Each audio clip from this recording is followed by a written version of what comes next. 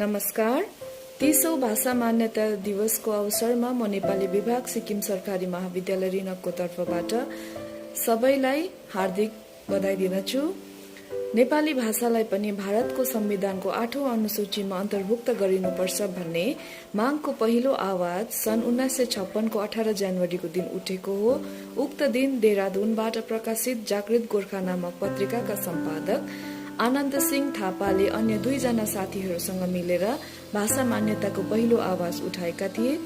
भारतका प्रथम राष्ट्रपतिलाई प्रथमपल्ट नेपाली भाषाको संवैधानिक स्वीकृतिको माग गर्दै 18 जनवरी 1956 को दिन पत्राचार गरिएपछि आधिकारिक रूपमा सुरु भएको नेपाली भाषाको संवैधानिक मान्यता आन्दोलनले बिउजँदै मर्दै फेरि बिउजँदै विभिन्न स्वरूप र नेतृत्व फेर्दै भए तापनि अन्ततः 36 वर्षको लामो सङ्घर्षपछि सफलता पाएको हो।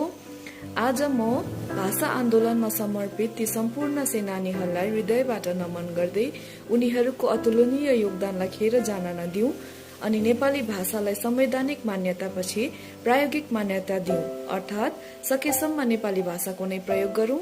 नेपाली भाषा प्रयोग गर्दा भाषिक शुद्धतामा ध्यान पुर्याउँ। जसरी हामी अंग्रेजी लेख्दा गल्ती हुन्छ कि भन्ने कुरामा सतर्क रहन्छौँ, त्यसरी नै नेपाली भाषाबारे पनि सतर्क रहौँ। यति गर्नाले नै हाम्रो चिन्हारी धेरै हदसम्म बाँच्नेछ भन्ने विचार राख्दै म मेरो कुरा यही टुङ्ग्याउँदछु। धन्यवाद। यस भाषा दिवसको अवसरमा म जति पनि हाम्रो संसारभरि छरिएर बसेका भाषा प्रेमीहरू साथै हाम्रा यस महाविद्यालयका नेपाली विभागका सहकर्मी साथीहरू र उहाँसँग सहयोग गरेर यस भाषा दिवसको महत्त्वलाई अथवा भाषाको महत्त्वलाई बुझेर यस भाषा दिवसलाई पालन गरिदिनु भएकोमा धेरै धेरै धन्यवाद अनि बधाई दिन चाहन्छु। मलाई लाग्छ भाषा हाम्रो मानव जीवनको एकदमै महत्त्वपूर्ण अङ्ग हो। भाषा छ र नै मानव जाति छ जस्तो मलाई लाग्छ। नत्र त हामी जनावर र मानवमा केही फरकै छैन जस्तो मलाई लाग्छ।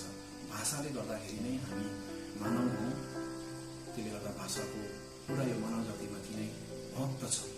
अनि यो यति मात्रै नभएर भाषा छ र नै मलाई समाज छ जस्तो मलाई लाग्छ। किनकि हामी तब सामाजिक हुन्छौँ जब हामी एक अर्कामा विचार आदान प्रदान गर्छौँ र एक अर्कामा सञ्चार गर्छौँ र एक अर्कामा आदान प्रदान र सञ्चार चाहिँ भाषा बाहेक अरू कुनै पनि जरियाबाट हुन सक्दैन। त्यसै कारणले गर्दाखेरि यो समाज र मानिसलाई सामाजिक एउटा बनाउनको निम्ति भाषाको एकदमै ठुलो योगदान हो। भाषा छ र नै समाज छ।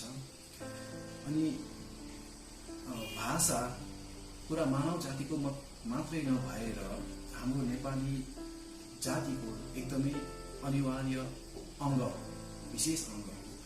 किनकि हामी नेपाली जातिको चिनारी नै भाषा हो र अनि हामीलाई यो एक बनाएर राख्नको निम्ति भाषाको एकदमै ठुलो योगदान छ। हामी जति पनि नेपालीमा जति पनि जातीयहरू छौँ, यो सबै जातिलाई भाषाले नै एक बनाएर राखेको छ। यस प्रकारले यसै कारणले गर्दा भाषा एकदमै अनिवार्य छ।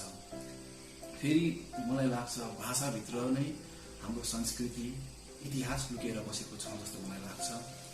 अनि भाषाले नै हाम्रो संस्कृति पनि जोगाएर राखेको छ जस्तो लाग्छ। हाम्रो जातिको इतिहास पनि जोगाएर राखेको छ। त्यसै कारणले हामीले भाषा मात्रै नभएर एकदमै शुद्ध भाषाको जगडा गर्नु र शुद्ध भाषा बोल्नु अथवा भाषालाई यसरी शुद्ध अथवा धनी बनाउनु एकदमै जरुरी छ जस्तो मलाई लाग्छ। जस्तै एउटा हामीले उदाहरणको निम्ति हेऱ्यौँ भने जब हामीले सिक्किमको इतिहास हेर्छौँ, हामीले सबैभन्दा पहिला त सिक्किमको माने के हो भनेर हेर्छौँ। त्यहीबाट हामीले विश्लेषण गरेर केलाएर सिक्किम चाहिँ यस्तो रहेछ त्यस्तो रहेछ भन्ने कुराहरू हामीले गर्ने गर्छौँ। र हामीले यो जुन चाहिँ भाषा छ यसलाई हामीले बिगार्यौँ भनेदेखि चाहिँ के हुन्छ, हाम्रो इतिहास हाम्रो चिनारी नै बिग्रेर जान्छ, यसको विकृति भएर जान्छ। यस उसले गर्दाखेरि मलाई लाग्छ भाषाको यो मानव जीवन मात्र नभएर हाम्रो पुरा जातिको एकदमै अनिवार्य र अभिन्न अङ्ग हो। अनि यो महत्त्वलाई बुझ्दै हाम्रो नेपाली विभाग अनि उहाँका अरू अन्य सहकर्मी र मेरा साथीभाइहरूले यस भाषा दिवसलाई पालन गरिदिनु भएकोमा म धन्यवाद दिन चाहन्छु। धन्यवाद। सबैजनालाई नमस्कार, साथै न्यानो अभिवादन। म एलिना तामाङ 6औं सत्रको विद्यार्थी तपाईहरूको समक्ष भूपी शेरचन्दद्वारा लिखित शहीदहरूको सम्झना कविता वाचन गर्न गइरहेकी छु। शहीदहरूको सम्झना। हुँदैन बिहान मिरमिरेमा तारा झरेर नगए, बन्दैन मुलुकका 2-4 सपुत मरेर नगए। ओठमा हाँसो गालामा लाली तब आउँछ जगतको, देशको पीरले भेटी जब वीरले चढाउँछ रगतको। घाँटीमा फाँसीको माला गाँसी वीरले हाँस्दा, मातृभूमिको चरण ढोगी भाग्दछ दासता। उम्रन्न बोट कसैले बिउ छरेर नगए, उम्रन्न बोट कसैले बिउ छरेर नगए। हामीले खाने प्रत्येक गाँसमा रगत छ शहीदको, हामीले फेर्ने प्रत्येक सासमा रगत छ शहीदको। हाम्रो मुटुको प्रत्येक चालमा छ धड्कन शहीदको, हाम्रो खुसीको प्रत्येक पलमा छ जीवन शहीदको। पाउने थिएनौ खुसी तिनले छोडेर नगए, पाउने थिएनौ खुसी तिनले छोडेर नगए। हामीले आफ्नो कर्तव्य बिर्से इतिहासले धिकारला, गोली निलेका शहीदका प्यारा ती लासले धिकारला। धरतीले मुख लाजले छोप्ला, आकाशले धिकारला। शहीद रोलान हामीले उन्नति गरेर नगए, शहीद रोलान हामीले उन्नति गरेर नगए। हुँदैन बिहान मिरमिरेमा तारा झरेर नगए, बन्दैन मुलुकका 2-4 सपुत मरेर नगए, बन्दैन मुलुकका 2-4 सपुत मरेर नगए। धन्यवाद। मेरो कविताको शीर्षक छ गाउँमा लकडाउन। अस्ति सरकारले बाँडेको कुहेको अलुवाको एक मग भाती जाँड पिएर बाउ जङ्गलतिर गएका छन् पर्याङको ताँबा र निग्रोहरू खोज्नु।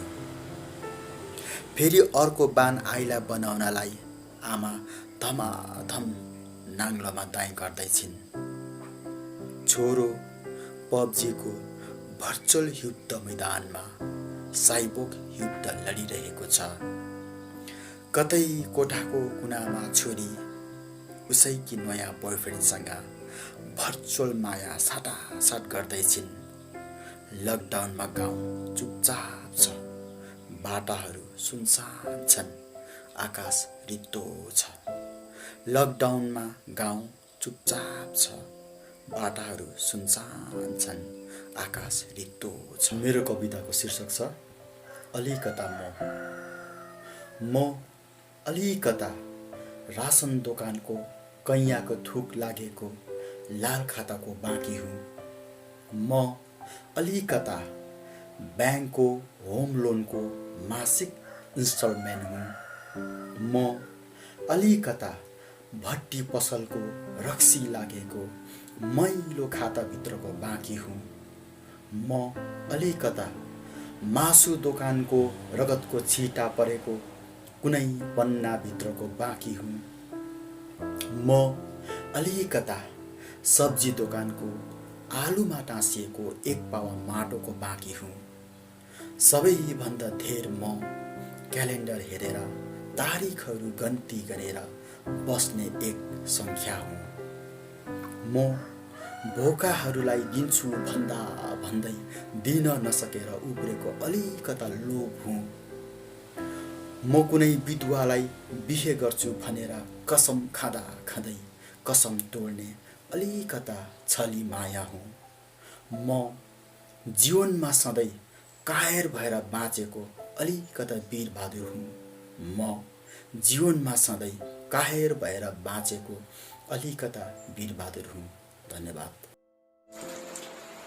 आदरणीय सम्पूर्ण म ओम छेत्री न्यानो अभिवादन टक्राउँदछु र आज भने मेरो हाल विषय एउटा सानो कविता वाचन गर्न लागिरहेछु। विषय मेरो हाल हो। म अरूभन्दा धेरै अलग छु। हो म अरूभन्दा धेरै अलग छु। सुखको एक पूर्ण पाठ तिमी, म उसको एकमात्र झलक हुँ। यहाँ संसारदेखि अलि फरक छु, त्यसैले साथी म अरूभन्दा अलग छु। एक पत्थरलाई तिमी कठोर मान्दछौ, एक पत्थरलाई तिमी कठोर मान्दछौ, म देख्दछु उसले छिनोको आघात सहेको र एक सुन्दर आकृतिमा परिणत भएको। म देख्दछु साथी उसले चोट खाएको। भव्य यी सहर बीच पनि म एक्लै छु साथी, म यस्तै हुँ। भव्य यी सहर बीच पनि म एक्लै छु साथी, म यस्तै हुँ। म निदाएको देखेर नझस्काऊ है, म त आफ्नै कल्पनामा व्यस्त हुन्छु साथी, म त आफ्नै कल्पनामा व्यस्त हुन्छु। आकाश भन्दा फराकिलो मेरा आँखा छन्, ऊ देख्दछ पृथ्वी ब्रह्माण्ड सारा। आकाश भन्दा फराकिलो मेरा आँखा छन्, ऊ देख्दछ पृथ्वी ब्रह्माण्ड सारा। तिमी फूलमा केवल मुस्कान तलास्छौ, म देख्दछु उसलाई बिझाउने काँडा, म देख्दछु उसलाई बिझाउने काँडा। ताराहरू गन्दै बिताउँछौ रात साथी, सो मजा तिमीलाई उसमा छ। ताराहरू गन्दै बिताउँछौ रात साथी, सो मजा तिमीलाई उसमा छ। म नियाल्छु बसी एक चन्द्रलाई, त्यो आनन्द मनको मलाई उसमा छ साथी, सो मजा मलाई यसमा छ। म आफैलाई आकाशमा उडेको पाउँदछु, कल्पनामा आफै रमाउँदछु। म आफैलाई आकाशमा उडेको पाउँदछु, कल्पनामा आफै रमाउँदछु।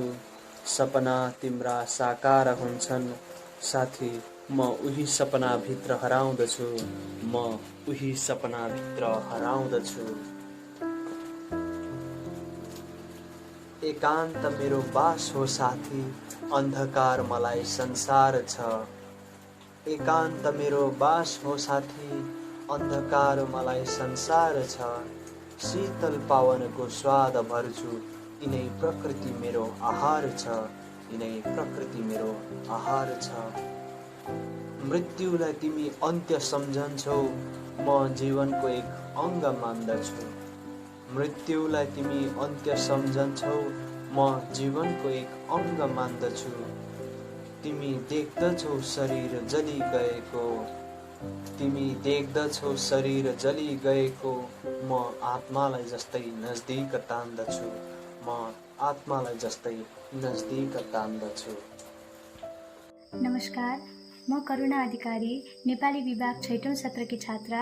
हजुरहरू सबैलाई मेरो आन्तरिक हृदयबाट 30औं भाषा मान्यता दिवसको शुभकामना दिन चाहन्छु र साथै मेरो एउटा सानो प्रस्तुति लिएर आएकी छु। हजुरहरूले स्वीकार्नुहुनेछ भन्ने मैले आशा राखेकी छु। धन्यवाद।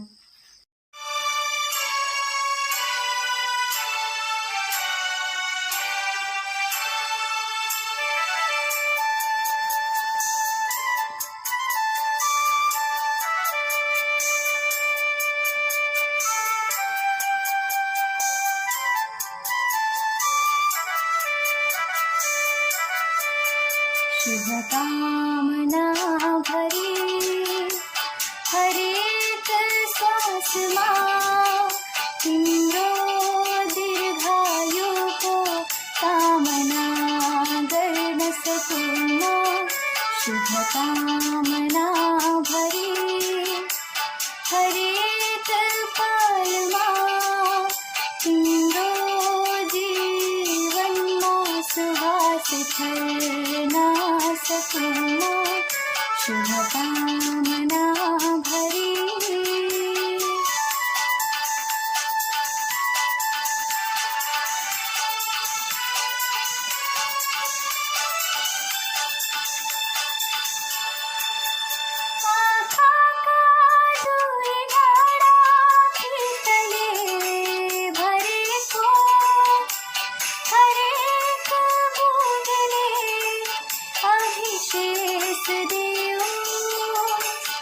श्रद्धा भक्ति विश्वास मायाले उडेको हर शब्द यो मङ्गला माला बनोस्। शुभकामना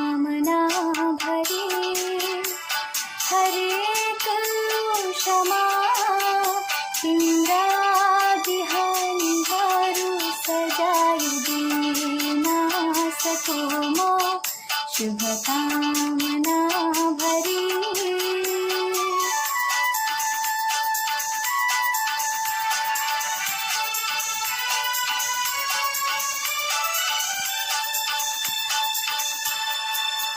मुटुको दिलोमा सदैव लिइरहने अखण्ड बत्ती पथदर्शक रहोस् सदुवाको सिउँदोमा झल्किरहने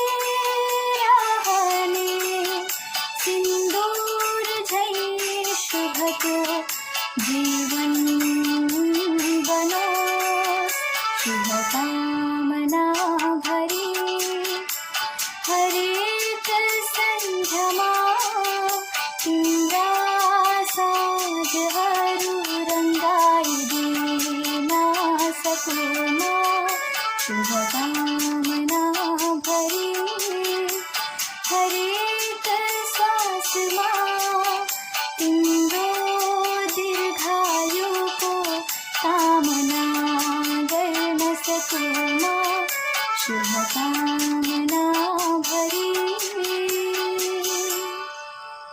नमस्कार, म बिमला भट्टराई आज भाषा दिवसको उपलक्ष्यमा एउटा सानो कविता प्रस्तुत गर्नु गइरहेछु। मेरो कविताको शीर्षक छ तिम्रो वियोगमा म कस्तो भएँ आमा। आजको यो कोरोनाको महामारीमा हाम्रा धेरै आमाहरूले ज्यान गुमाएका छन् र त्यो अवस्थामा आफ्नो नानीहरूको अवस्था कस्तो भयो होला, आफ्नो आमाको वियोगमा उनीहरू कस्ता भयो होलान् र यही समयलाई समेटेर एउटा सानो कविता प्रस्तुत गरिरहेछु। तिम्रो वियोगमा म कस्तो भएँ आमा, बसन्त पछिको पतझर जस्तो भएँ म आमा। तिम्रो वियोगमा म कस्तो भएँ आमा, बसन्त पछिको पतझर जस्तो भएँ म आमा। तिमीलाई सम्झी खस्ने आँसु कहिले तकियामै सुक्छन्, तिमीलाई सम्झी बग्ने आँसु कहिले बगरको ढुङ्गामा पर्छन्। तिमीलाई सम्झी खस्ने आँसु कहिले तकियामै सुक्छन्, तिमीलाई सम्झी बग्ने आँसु कहिले बगरको ढुङ्गामा पर्छन्। तिम्रो वियोगमा म कस्तो भएँ आमा, तिम्रो वियोगमा म असहाय भएँ आमा। तिम्रो विदाईमा सबैले भन्थे फर्केर आउँछिन् तिम्री आमा, तर दसैँ आयो तिहार आयो तिमी त फर्केनौ आमा। तिम्रो विदाईमा सबैले भन्थे फर्केर आउँछिन् तिम्री आमा, तर दसैँ आयो तिहार आयो तिमी त फर्केनौ आमा। तिम्रो वियोगमा म कस्तो भएँ आमा, हिउँ पग्लेको हिमाल जस्तो नाङ्गो भएँ म आमा। तिम्रो वियोगमा म कस्तो भएँ आमा। तिमीलाई सम्झी कहिले कहिले जुन तारालाई हेर्छु, तिमीलाई सम्झी कहिले कहिले म जुन तारालाई हेर्छु। सलल बगेको खोलाभित्र तिम्रो छाया खोज्छु, सलल बगेको खोलाभित्र तिम्रो छाया खोज्छु। त्यो अँधेरी रातलाई सोध म कस्तो भएँ आमा, त्यो अँधेरी रातलाई सोध म कस्तो भएँ आमा। तिम्रो वियोगमा म कस्तो भएँ आमा, तिम्रो वियोगमा म नाङ्गो भएँ आमा, तिम्रो वियोगमा म बेसारा भएँ आमा। धन्यवाद।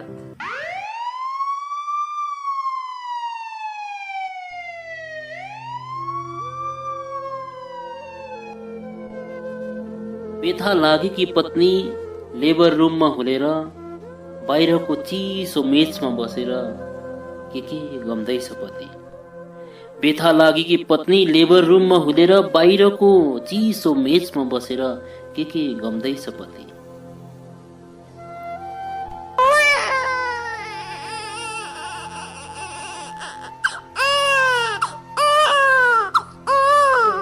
लेबर रुम भित्र बच्चा रोयो, बाबु औधी खुसी भयो अनि औधी गम्भीर पनि भोगाईहरूले गम्भीर बनाएको छ उसलाई।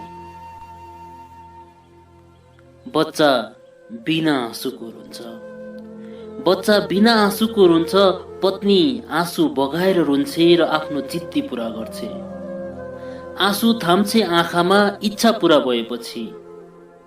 बाबु कुराहरू कम्दै जान्छ मनमा, बिना आँसुको रुनु त अझै खतरनाक रहेछ, बिना आँसुको रुनु त अझै खतरनाक रहेछ। बच्चाको आँसु निस्किन डराएको छ, चढ्दा खुट्टा तान्नेहरूसँग, मिठो बोलेर छोरा धस्नेहरूसँग र आफ्नै भुँडी भरेर अहम कमाउनेहरूसँग। रोने बच्चाको आजैबाट प्रमाणपत्रहरूको थाक लाग्छ। रोने बच्चाको आजैबाट प्रमाणपत्रहरूको थाक लाग्छ। जन्म प्रमाणपत्र र मृत्यु प्रमाणपत्रभित्र ऊभन्दा अग्लो र ऊभन्दा गह्रौँ प्रमाणपत्रहरू राखेर ऊ आफ्नो भविष्य खोजिरहन्छ, मृत्युलाई अनदेखा गरेर। प्रेमको आडमा बलात्कृत रातहरू उज्यालोमा उज्यालै अनुहार लिएर हिँड्दैछन्, ग्लानी मनको ध्वाँसो बोकेर। ऊ त्यो ध्वाँसो हटाएर जीवन खोजिरहन्छ। त्यस बेला ऊ रोएर जीवन भेट्न सक्दैन। त्यसैले आजै सुकाएर आँसु लेबर रुमभित्र बच्चा रोयो। नाङ्गै जन्मेको बच्चा कपडामा पोको पारेर नर्सले ल्याएर थम्बाइदिन्छन् बाबुको हातमा। बच्चा रोदनपछि ढुक्क निदाएको छ। बिदा दिएपछि बाबु आमा बच्चा र हेर्न आएका सबको पाइलाहरू सर्छ अस्पतालको एक्जिट गेटतिर। त्यो एक्जिट सङ्घर्षभित्र छिर्ने एन्ट्री गेट त होइन।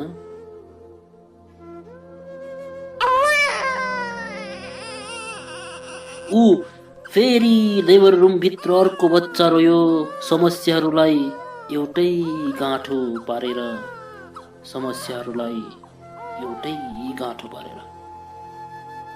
शुभकामना भरी हरेक सासमा तिम्रो दीर्घायुको कामना गर्न सकूँ म। शुभकामना